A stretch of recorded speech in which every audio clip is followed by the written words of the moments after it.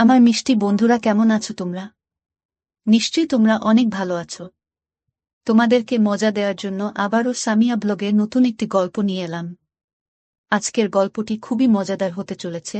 আমি গ্যারান্টি দিয়ে বলতে পারি গল্পটি শেষ পর্যন্ত শুনলে তোমাদের দাঁড়িয়ে যাবে। তাই ভিডিওটা শুরু থেকে শেষ পর্যন্ত দেখার অনুরোধ রইল। তাহলে কথা না বাড়িয়ে এবার আসল ঘটনা আসি। আমার নাম সুভাষ। তখন আমার 15 বছর বয়স। একদিন ম্যাডাম আমাকে তার বাড়িতে নিয়ে যান এবং আমাকে 1000 টাকা দিয়ে ম্যাডাম নিজের পিঠে ম্যাসাজ করাতেন। আমি 1000 টাকায় বিনিময়ে রাজি হয়ে ম্যাডামের পিঠে মালিশ করতাম। কিন্তু একদিন রাতে ম্যাডাম বলতে শুরু করলেন, সুভাষ, আজকে রুমের লাইটটা নিভিয়ে দাও। আমি চুপচাপ নিভিয়ে দিলাম। তখন ম্যাডাম আমার সাথে যা করল তা শুনলে আপনার পানি চলে আসবে। আমি যে বয়সের মধ্যে দিয়ে যাচ্ছি, এই সময়টা একটা ছেলের জন্য খুব কঠিন সময়, কারণ তাদের মনোযোগ তাদের সামনে উপস্থিত মহিলাদের দিকে পড়ে। এমন অবস্থায় কারো কোমর মালিশ করা আমার জন্য খুব সমস্যার সৃষ্টি করে। যখন ম্যাডাম আমাকে তার কোমর ম্যাসাজ করতে বললেন, আমি কিছুক্ষণ অবাক হয়ে তার দিকে তাকিয়ে থাকলাম। কিভাবে এটা করব? এটা তো খুবই লজ্জার বিষয়, কিন্তু আমার বাবা বলেছিলেন, ম্যাডামের কোনো কথায় না করবি না, তিনি খুব দয়ালু মনের মহিলা। তুই যদি তার হৃদয়ে জায়গা করে নিতে পারিস, তবে তিনি তোকে বেতনের চেয়েও অনেক বেশি টাকা দিবেন। তিনি আমাকে টাকা দিয়েছেন, তাও পুরো 1000 টাকা, এবং বললেন, এই টাকাটা শুধু তোমার। আমি অনেক খুশি হয়েছিলাম, কিন্তু যখন তিনি আমাকে তার কোমরে তেল দিয়ে মালিশ করতে বললেন, আমি হতভম্ব হয়ে তার দিকে তাকিয়ে থাকলাম। তিনি কিভাবে একটা ছেলেকে দিয়ে মালিশ করাতে পারেন? আমি কিছু বললাম না, কিন্তু খুব নার্ভাস ছিলাম। তিনি আমাকে তার রুমে নিয়ে গেলেন। তারপর বিছানায় শুয়ে তার কোমরে তেল লাগাতে বললেন। আমি যখন তার কোমর থেকে তার কাপড়টা তুলে দিলাম, তখন আমার চোখ বড় বড় হয়ে গেল। তিনি আমাকে যে তেল দিয়েছিলেন, আমি চোখ বন্ধ করে আমার হাতে কিছুটা নিয়ে তার কোমরে লাগাতে লাগলাম। আমার একমাত্র চেষ্টা ছিল কাজে পুরোপুরি মনোনিবেশ করা। আমি একবারও তার কোমরের দিকে তাকাইনি, আমি শুধু চোখ নামিয়ে ম্যাসাজ করেছিলাম। আমার মনে আছে যে আমি যখন এখানে কাজ শুরু করি, প্রথম দিকে কাজের সময় অনুসারে আমি যখন ম্যাডামের ঘরে প্রবেশ করলাম, তখন ম্যাডামকে কিছুটা অন্যরকম লাগছিল। তার চেহারায় অদ্ভুত পরিবর্তন লক্ষ্য করলাম। তিনি ঘামে ভিজে যাচ্ছিলেন। আমি জানি না তার কি হয়েছিল। আমাকে দেখামাত্রই সে হঠাৎ সোজা হয়ে আমার দিক থেকে অন্য দিকে তাকাতে লাগলেন। আমি কিছুটা অবাক হয়ে ম্যাডামের দিকে তাকিয়েছিলাম। আমার মনে হলো ম্যাডামের শরীর ভালো নেই।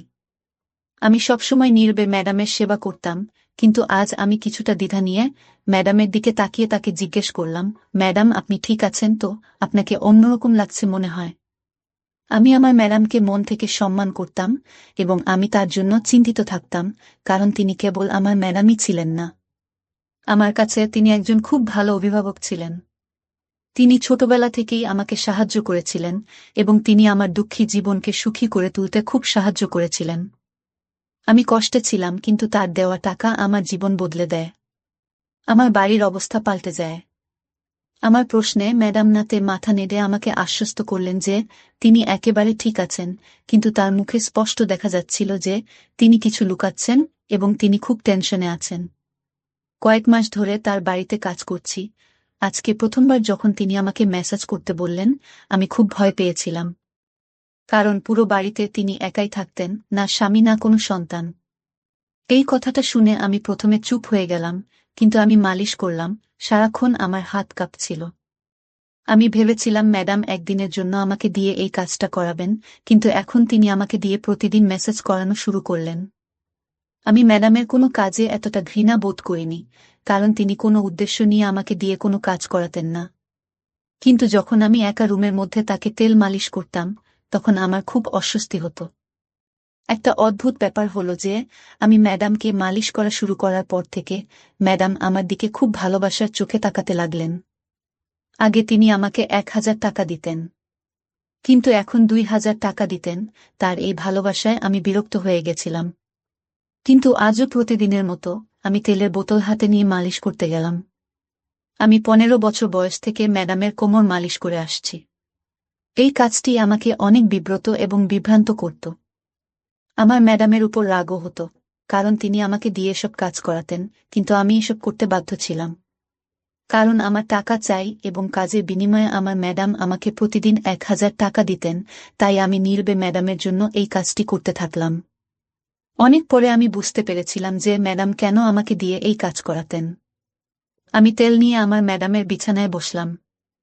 তারপর হঠাৎ ম্যাডাম আমাকে বলল, সুভাষ, ঘরের আলো নিভিয়ে দাও।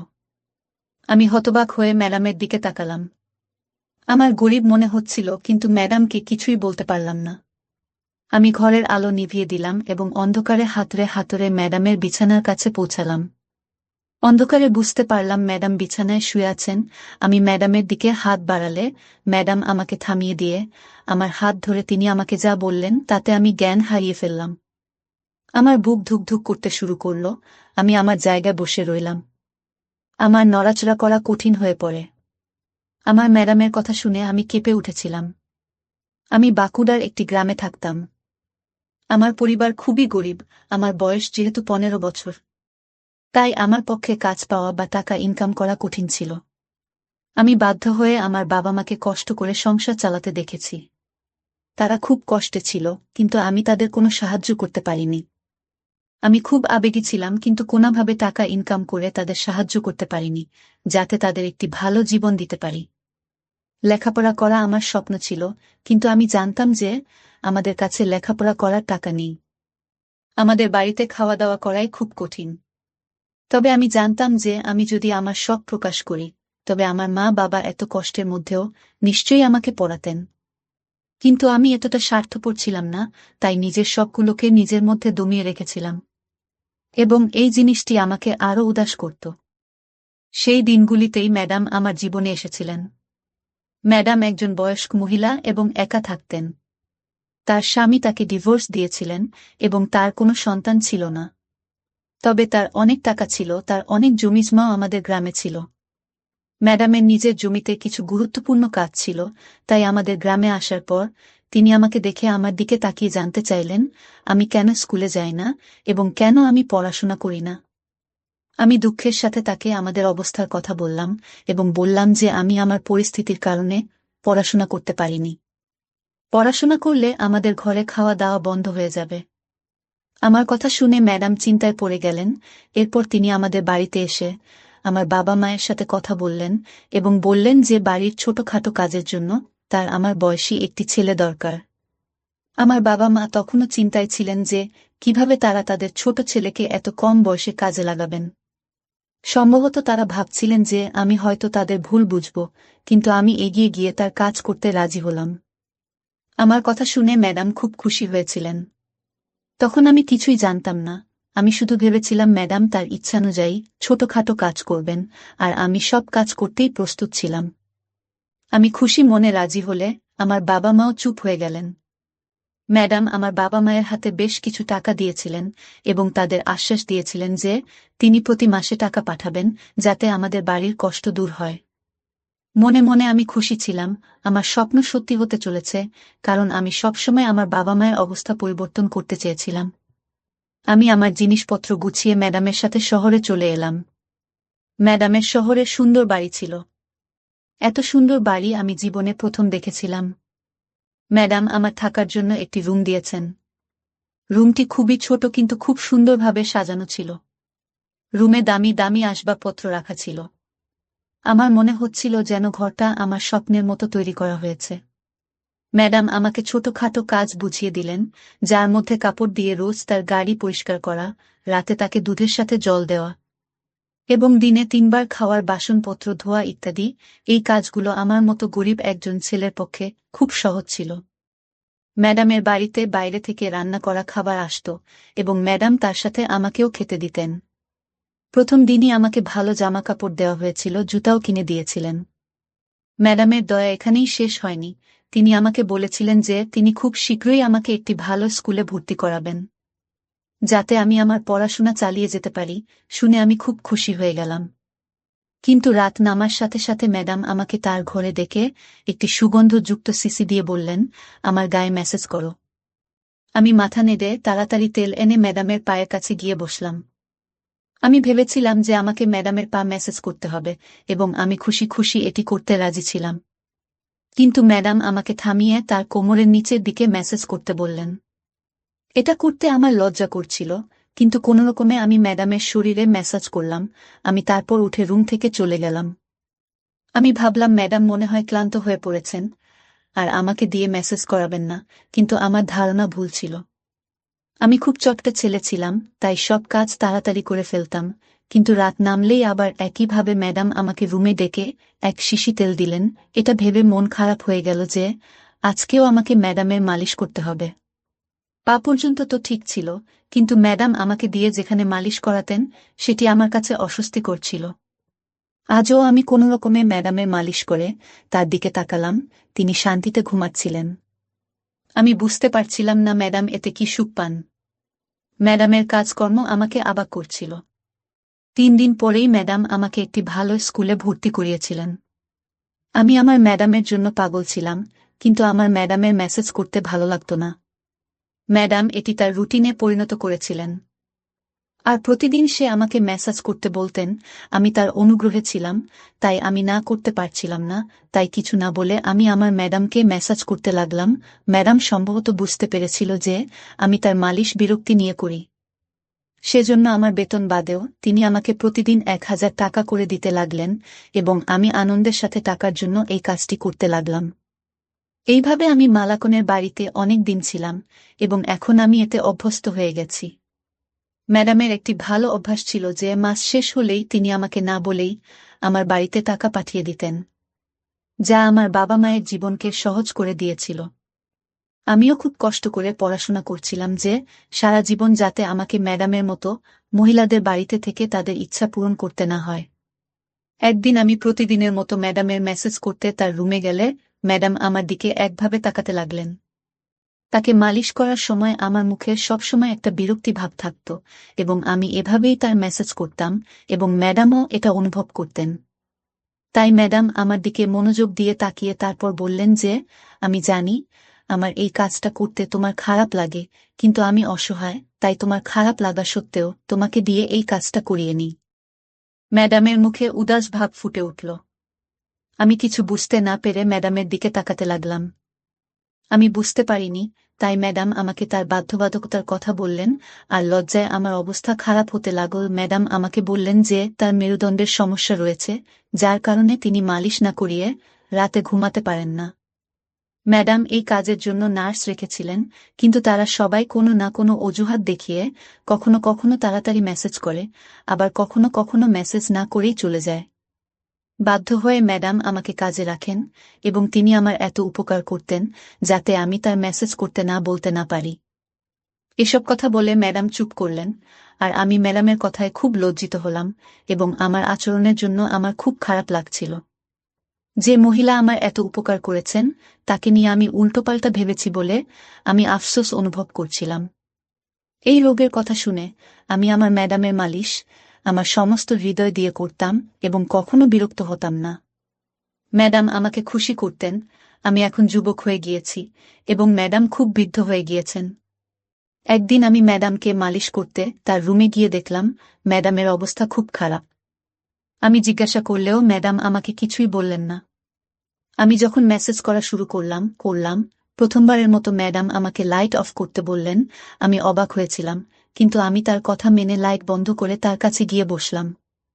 এমন সময় ম্যাডাম আমার হাত ধরে আমাকে বললেন, আজ আমার শরীর খুব খারাপ লাগছে, আর বুকেও ব্যথা হচ্ছে। আমার মনে হচ্ছে আমার সময় ঘনিয়ে এসেছে। ম্যাডামের কথা শুনে আমি ঘামতে লাগলাম। আমি নীরবে বসে রইলাম। ম্যাডাম বললেন, তোমার যত্ন আমার মন জয় করে নিয়েছে। আমার যদি ছেলে থাকত, তবে তোমার মতো আমার যত্ন নিত। আমি তোমাকে আমার ছেলে মনে করি। আমি আমার সমস্ত সম্পত্তি তোমার নামে করে দিয়েছি। নিজের খেয়াল রেখো। ম্যাডাম এই কথা বলেই তার হাত নিচে পড়ে গেল। আমি তাড়াতাড়ি উঠে লাইট অন করে মালিককে দেখে দ্রুত ডাক্তারকে ডাকলাম। ম্যাডাম একেবারে স্থির। ডাক্তার চেক আপ করে ম্যাডামকে মৃত ঘোষণা করলেন। আমি হতভম্ব হয়ে কাঁদতে কাঁদতে পাগল হয়ে গেলাম। ম্যাডাম আমার মায়ের মতো ছিলেন, যদিও তিনি আমার মা ছিলেন না, কিন্তু আমাদের মধ্যে সম্পর্কটা মা ছেলের মতোই ছিল। আর তার উকিল পরের দিনই তার সমস্ত সম্পত্তি আমার হাতে তুলে দিয়েছিলেন। আমি অনেক বড়লোক হয়ে গেছি, এবং আমি ম্যাডামের বাড়িতেই থাকি। আমার বাবা মাও আমার সাথে থাকেন। আমার জীবন খুব সুন্দর হয়ে উঠেছে। আমার ম্যাডাম খুব সুন্দর মনের মহিলা ছিলেন। ধন্যবাদ সবাইকে গল্পটা শোনার জন্য। গল্পটা কেমন লাগলো জানাতে ভুলবেন না। আরও মজার মজার রোম্যান্টিক গল্প শুনতে চাইলে ভিডিওটি লাইক, শেয়ার এবং চ্যানেলটি সাবস্ক্রাইব করতে এবং বেল আইকনে ক্লিক করতে ভুলবেন না। বাবা, তুমি আমার সাথে যে আচরণ করছো, যদি মা সবকিছু জেনে যায় তাহলে তোমার সাথে আর 1 সেকেন্ডও সংসার করবে না। তখন আমার বাবা আমাকে বলল, তোমার মা কিভাবে জানবে? তোমার মা তো বাসায় নেই। তখন আমি বললাম, কেন, মা কোথায় গেছে? তখন আমার বাবা আমাকে বলল, তোমার মা তোমার নানা বাড়ি গেছে। বাসায় শুধু আমি আর তুমি ছাড়া আর কেউ নেই। পুরো বাসায় এখন ফাঁকা, দেখবে তুমি অনেক সুখ পাবে। এই সুখের কাছে পৃথিবীর সব সুখ কেমন যেন তুচ্ছ মনে হবে। আমি তোমাকে কোনো প্রকার কষ্ট দেব না। তুমি শুধু একবার রাজি হয়ে যাও। এই বলে আমার বাবা আমার আরও কাছে আসতে চাইল। তখনই আমি আমার বাবাকে সরিয়ে দিয়ে বললাম, এমন যদি হয় তাহলে পৃথিবীর কোনো বাবাকে কোনো মেয়ে আর বিশ্বাস করবে না। তুমি আমার বাবা আর আমি তোমার মেয়ে, আমাদের মধ্যে এমন সম্পর্ক কখনো হয় না, হতেও পারে না। বাবা, আমি এখনো অনেক ছোট, এত বড় অন্যায় তুমি আমার উপর করো না প্লিজ। কিন্তু এত কথা বলার পরেও বাবা আমার কোনো কথা শুনল না। তখন সে আমার উপর ঝাঁপিয়ে পড়ল। হ্যালো বন্ধুরা, আমি সুস্মিতা রায়। কেমন আছো তোমরা? আশা করি তোমরা সবাই খুব ভালো আছো। আজকে আবার সম্পূর্ণ নতুন একটি বাস্তব ঘটনা নিয়ে চলে এলাম। আজকের ঘটনাটা দূরের কাউকে নিয়ে না, আমার নিজের বাবাকে নিয়ে। তো বন্ধুরা, ঘটনাটা শুরু করার আগে তোমাদের কাছে আমার বিশেষ অনুরোধ, তোমরা যারা এখনো পর্যন্ত আমার সামিয়া ব্লগ চ্যানেলটি সাবস্ক্রাইব করনি তারা এখনই ভিডিওটিতে একটি লাইক দিয়ে চ্যানেলটি সাবস্ক্রাইব করো।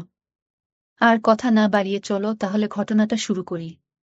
আমার সাথে আমার বাবার যে অবৈধ সম্পর্ক হলো সেটা শুরু করার আগে আমার মা বাবা ঘটনাটা একটু বলি। সেটা না হলে তোমরা পুরোপুরি বুঝতে পারবে না। আমার মায়ের নাম অর্চিতা রায়। আমার মার বয়স যখন 17 বছর তখন আমার বাবার সাথে আমার মায়ের একটা প্রেমের সম্পর্ক হয়। আমার বাবা ছিল এলাকার স্বনামধন্য একজন ব্যবসায়ীর ছেলে। আর আমার মা ছিল খুবই গরিব ঘরের সুন্দরী মেয়ে। আমার মা এতটাই সুন্দরী ছিল যে এলাকার সব ছেলেরাই আমার মায়ের জন্য পাগল ছিল। সেই জন্য আমার মা আমার বাবার সাথে প্রেম করে আর তাদের মধ্যে একটা অবৈধ সম্পর্কের সৃষ্টি হয়। যার ফলে আমার মা কিছুদিনের মধ্যে প্রেগন্যান্ট হয়ে যায়। তারপর আমার মা আমার বাবাকে গিয়ে বলে যে আমি প্রেগন্যান্ট, তুমি আমাকে এখন বিয়ে করো। কিন্তু আমার বাবা মাকে অস্বীকার করে সে বলে, আমি তোমাকে বিয়ে করতে পারবো না। তোমার মতো একটা গরিব মেয়েকে আমি বিয়ে করব, এটা তুমি কি করে ভাবলে? তুমি এই বাচ্চাটা নষ্ট করে ফেলে। তখন আমার মা বলে, আমি কোনোভাবেই আমার এই পেটের বাচ্চাটা নষ্ট করতে পারবো না।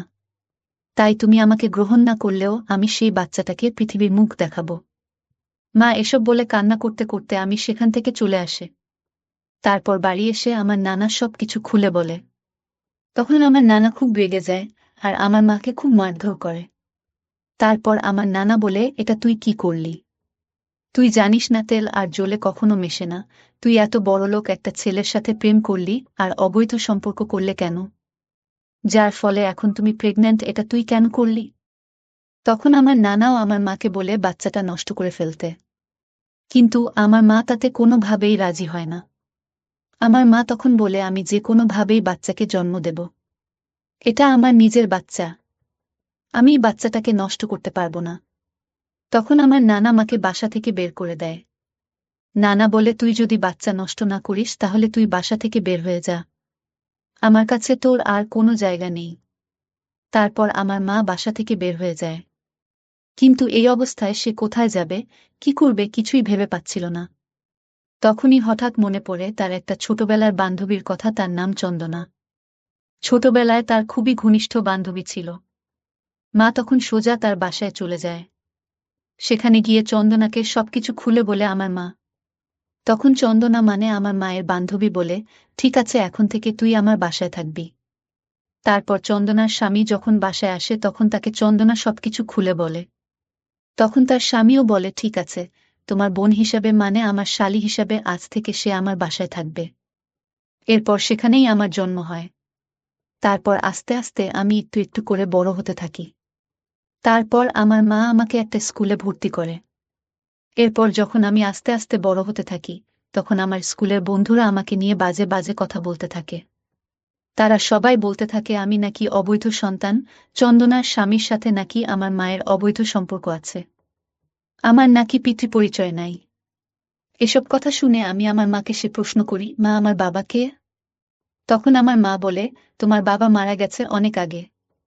কিন্তু আমার সেটা বিশ্বাস হয় না, কারণ বাবার কথা যখনই বলি তখনই আমার মধ্যে কোনো কষ্ট অনুভব হয় না। দেখি অসহ্য একটা রাগ তার চোখে মুখে ভেসে ওঠে। এটা দেখে আমার কিছুটা সন্দেহ হলেও আমার মাকে আমি জোরালো প্রশ্ন করতে পারি না। কিন্তু একটা জিনিস আমি খুব ভালোভাবে লক্ষ্য করছি যে আমার স্কুলের ফ্রেন্ডরা যেটা বলে সেটা কিছুটা হলেও সত্য। আমার মায়ের বান্ধবীর স্বামীর সাথে আমার মায়ের একটা অবৈধ সম্পর্ক আছে। এটা আমি কিছুটা হলেও বুঝতে পারি। তো যাই হোক বন্ধুরা, এভাবে চলতে থাকে আমাদের দিন। দেখতে দেখতে আমিও কিছুটা বড় হয়ে গেছি। এখন আমার বয়স 14 বছর। এখন আমি সবকিছু খুব ভালোভাবে বুঝি, কিন্তু তারপরও আমার মা কখনো আমাকে একা ছাড়ে না। কারণ আমার মায়ের মনের মধ্যে একটা ভয় আছে যে তার সাথে যেটা হয়েছে সেটা যেন আমার সাথে না হয়। তাই প্রতিদিন সে আমাকে স্কুলে দিয়ে আসে, আবার স্কুল থেকে নিয়ে আসে। কখনো আমাকে একা ছাড়ে না। তারপর হঠাৎ একদিন আমার স্কুল ছুটি হলে আমি দেখি আমার মা আমাকে নিতে আসে নাই। তখন আমি আস্তে আস্তে করে বাড়ির দিকে রওনা দিলাম। আমার মায়ের বান্ধবী মানে চন্দনা, সে একটা মাল্টিন্যাশনাল কোম্পানিতে চাকরি করত। সকাল 9টা থেকে বিকাল 5টা পর্যন্ত অফিসে থাকত। আর আমার স্কুল ছুটি হলো দুপুর 2টায়। তখন আমি বাড়ি চলে আসলাম। বাড়ি এসে আমি যেটা দেখলাম সেটা দেখে আমি রীতিমতো হতভম্ব হয়ে গেলাম। আমি দেখলাম আমার মা আর তার বান্ধবীর স্বামী দুজনেই কাজ করছে। মা তাহলে এই কাজ করার জন্য আমাকে স্কুলে আনতে যায়নি। মাকে অনেক আদর সোহাগ করছে। এখন আমি সাবালিকা হয়েছি, তাই এটা মানে আমি খুব ভালোভাবে বুঝতে পারি আমার মা একটা পরকীয়া সম্পর্কে লিপ্ত হয়েছে। তখন আমি খুব কষ্ট পেলাম। আমি সোজা আমার রুমে চলে গেলাম। সেখানে গিয়ে কান্না করতে লাগলাম। তখন আমি চিন্তা করতে লাগলাম, আমার স্কুলের বন্ধু বান্ধবীরা আমাকে যে কথাগুলো বলতো সেগুলো আজকে সত্যি প্রমাণিত হলো। আমার মা সত্যিই একটা পরকীয়া সম্পর্ক আছে তার বান্ধবীর স্বামীর সাথে। এসব ভেবে আমি খুব কষ্ট পেতে লাগলাম, কিন্তু আমার মাকে আমি কিছুই বুঝতে দিলাম না। তারপর তারা তাদের কাজ শেষ করে মা আমার রুমে আসলো। এসে আমাকে দেখে সে অবাক হয়ে গেল। তখন সে আমাকে বলল, কিরে মা, কখন আসলি তুই? তখন আমি তার সাথে কোনো কথাই বললাম না। তখন সে কিছুটা হলেও অনুভব করতে পারল যে আমি তাকে দেখে ফেলেছি। তাই তখন সে আমাকে বলল, তুমি যদি কিছু দেখে থাকিস তাহলে খবরদার সেটা তোর চন্দনা আন্টিকে বলবি না, ঠিক আছে? আর যদি বলিস তাহলে কিন্তু আমাদের এই ঘর থেকে বের করে দেবে। তখন আমাদের মাথা গোজার মতো কোনো জায়গা থাকবে না। তখন আমার মার প্রতি আমার প্রচুর ঘৃণা হতে লাগল। তখন আমি এটাও বুঝতে পারলাম যে মা যেটা বলছি এটা ঠিক। চন্দনা আন্টি যদি কিছু জানতে পারে তাহলে আমাদেরকে ঘর থেকে বের করে দেবে। তাই আমি আন্টিকে কিছুই বললাম না, কিন্তু ভিতরে ভিতরে আমি প্রচুর কষ্ট পেতে লাগলাম। এভাবে আরও কিছু দিন কেটে গেল। তারপর হঠাৎ একদিন আমার স্কুল ছুটি হলে আমি যখন বাসায় আসব, তখন আমি দেখি আমার মা একটা পুরুষের সাথে কথা বলছে। তাদের কথাবার্তা দেখে কেমন জানি মনে হচ্ছে সেই লোকটা মার কাছে ক্ষমা চাচ্ছে। আমি কিছুই বুঝতে পারলাম না লোকটাকে কেন মার কাছে ক্ষমা চাচ্ছে। আমি এটা কিছুই বুঝতে পারলাম না। তারপর আমি যখন তাদের কাছে গেলাম তখন হঠাৎ আমাকে দেখে মা আমাকে বলল, এই হলো তোর বাবা। তখন তাকে দেখে রাগে আমার পুরো শরীর জ্বলতে শুরু করল। তখন আমি তার সাথে কোনো কথা বললাম না। আমি আমার মায়ের হাতটা ধরে সোজা বাসায় চলে আসলাম। তখন সে আমার মায়ের হাতে একটা ফোন নাম্বার দিয়ে বলল, তুমি যদি আমার কথায় রাজি থাকো তাহলে আমাকে ফোন করবে। তারপর আমি মাকে নিয়ে সোজা বাসায় চলে আসলাম। বাসায় এসেই মাকে আমার রুমে আমার পাশে বসলাম। তখন আমি মাকে প্রশ্ন করতে থাকলাম, মা, তুমি যে বলেছিলে আমার বাবা মারা গেছে, তাহলে এই লোকটা আমার বাবা হয় কি করে? তখন আমার মা আমাকে সবকিছু খুলে বলল। তখন সবকিছু শুনে আমি আমার মাকে জড়িয়ে ধরে কান্না করতে শুরু করলাম। তখন আমি বললাম, মা, তুমি আমার জন্য এত বড় ত্যাগ স্বীকার করেছ। আজকে আমাকে জন্ম দেওয়ার জন্য তোমার বাবা তোমাকে তাড়িয়ে দিয়েছে। তুমি সবার থেকে বিতাড়িত হয়েছে শুধুমাত্র আমার জন্য, আমাকে এই পৃথিবীর মুখ দেখানোর জন্য। আমাকে মাফ করে দিও। আমি তোমাকে নিয়ে কত খারাপ চিন্তা করছি।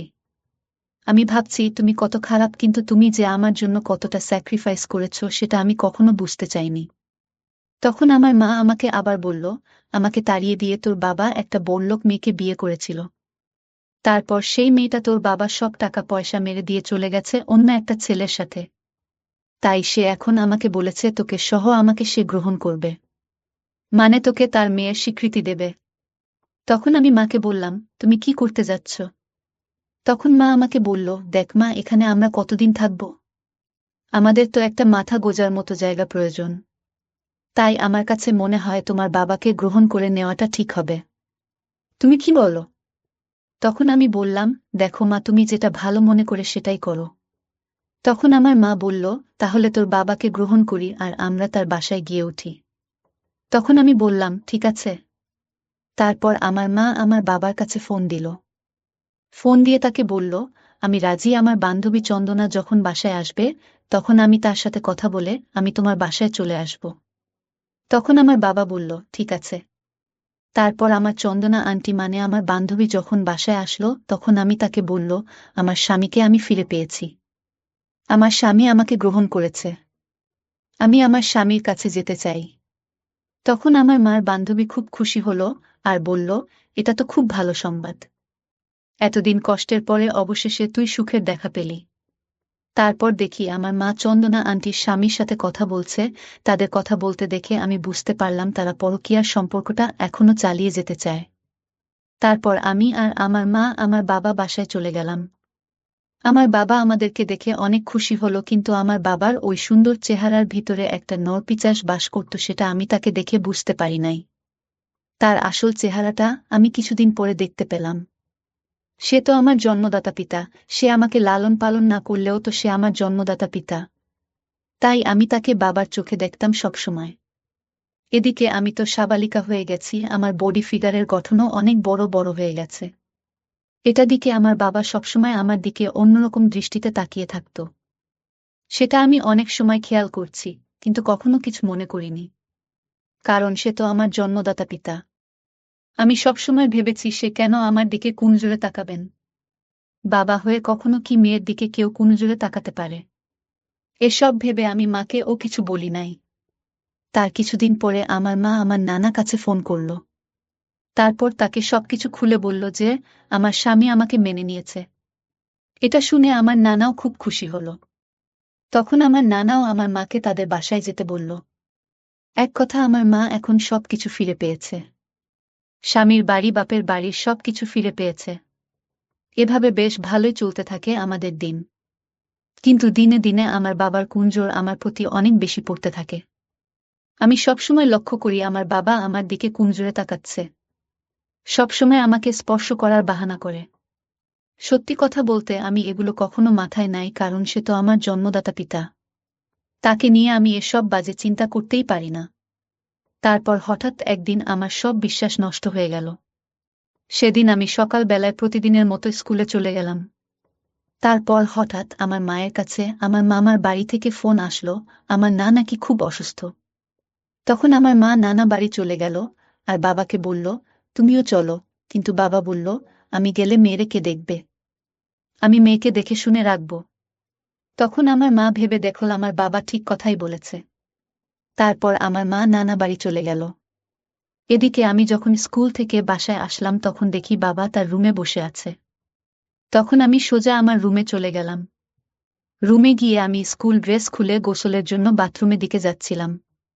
ঠিক তখনই আমার বাবা আমার ঘরে প্রবেশ করল আর অন্যরকম দৃষ্টিতে আমার দিকে তাকিয়ে থাকল।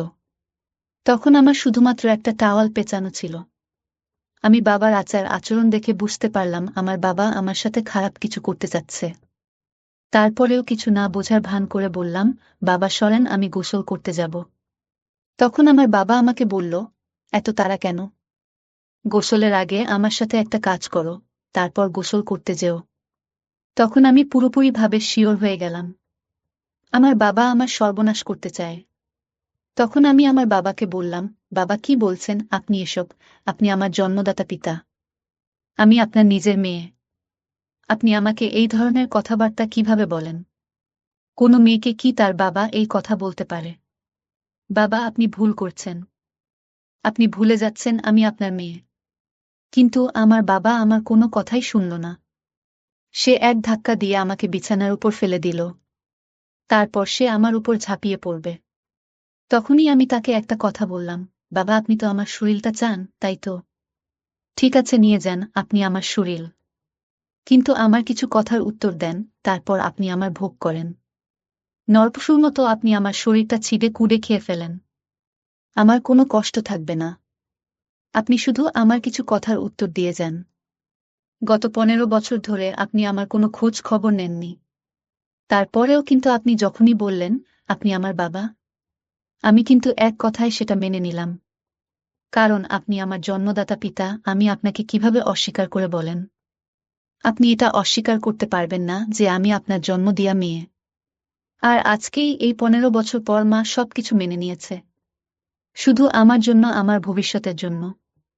আর আজকে যদি মা সবকিছু জেনে যায়, তাহলে আপনার সাথে আর 1 সেকেন্ডও সংসার করবে না? তখন আমার বাবা আমাকে বলল, তোমার মা কিভাবে জানবে বলো? তখন আমি বললাম, মানে? তখন আমার বাবা আমাকে বলল, তোমার মা তো নানা বাড়ি গেছে। বাসায় শুধু আমি আর তুমি ছাড়া আর কেউ নেই। পুরো বাসায় এখন ফাঁকা, দেখবে তুমি অনেক সুখ পাবে। এই সুখের কাছে পৃথিবীর সব সুখ কেমন যেন তুচ্ছ মনে হবে। আমি তোমাকে কোনো প্রকার কষ্ট দেব না।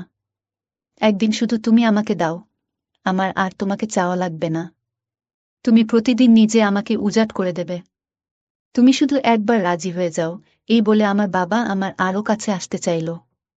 তখনই আমি আমার বাবাকে সরিয়ে দিয়ে বললাম, এমন যদি হয় তাহলে পৃথিবীর কোনো বাবাকে কোনো মেয়ে আর বিশ্বাস করবে না। তুমি আমার বাবা আর আমি তোমার মেয়ে, আমাদের মধ্যে এমন সম্পর্ক কখনো হয় না, হতেও পারে না। বাবা তুমি অনেক বড় ভুল করতে যাচ্ছ। তোমার থেকে হয়তো বা আমার শরীরে শক্তি কম। তুমি হয়তো বা জোর করে আজকে আমার শরীরটা ভোগ করতে পারবে। কিন্তু বিধাতা তোমাকে কখনো ক্ষমা করবে না। এত বড় অন্যায় তুমি করো না প্লিজ বাবা। তুমি কি জানো একটা মেয়ের জন্য সব থেকে সেফটি জায়গা কোথায়? একটা মেয়ের জন্য সব থেকে সেফটির জায়গা তার বাবা। আর সেই বাবা যদি তার মেয়েকে ভোগ করে, তাহলে পৃথিবীর সব মেয়েদের বাবার উপর থেকে বিশ্বাস উঠে যাবে। এই বিশ্বাসের জায়গাটা তুমি নষ্ট করো না। আর তুমি হয়তো বা জোর করে আমার শরীরটা পেয়ে যাবে। কিন্তু কয়েক মিনিটের সুখ পাবে বলো? মাত্র 20 মিনিটের সুখের জন্য তুমি আজকে এত বড় পাপ করবে না প্লিজ। আমারও তো কারো না কারো সাথে বিয়ে হবে। আজকে যদি তুমি আমাকে নষ্ট করো, তাহলে আমি তার কাছে গিয়ে কি উত্তর দেব বলো? বাবা তুমি আমার সাথে এমন কাজ করতে পারো না। কিন্তু এত কথা বলার পরেও বাবা আমার কোনো কথা শুনল না। তখন সে আমার উপর ঝাঁপিয়ে পড়ল। তখন আমি আমার বাবার কাছ থেকে কোনোভাবেও নিজেকে ছাড়াতে পারলাম না। মুহূর্তের মধ্যে আমার সব শেষ হয়ে গেল। তখন আমি অনেক কান্না করছিলাম। 20 মিনিট পর বাবাকে একটা থাপ্পড় মেরে বললাম, আমি তোমার জন্ম দেয়া মেয়ে, আর সেই মেয়ের সাথে এরকম কাজ করতে তোমার লজ্জা করল না? কি আছে এই 20 মিনিটের সুখে? তখন দেখলাম আমার বাবা মাথা নিচু করে বসে থাকল। তখন আমি বুঝতে পারলাম আমার বাবা হয়তো বা তার ভুল বুঝতে পারছে। তখন আমি বাবাকে আস্তে আস্তে বোঝাতে লাগলাম, বাবা আমি তোমার মেয়ে, কোনো বাবা তার মেয়ের সাথে এমন কাজ করতে পারে না যা তুমি আমার সাথে করেছ। তোমার মধ্যে যে পশুটা আছে সেই পশুটাকে টেনে বের করে ফেলো।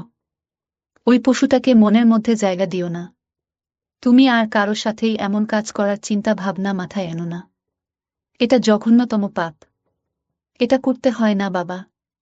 তখন আমার বাবা আমার কথা বুঝতে পারল।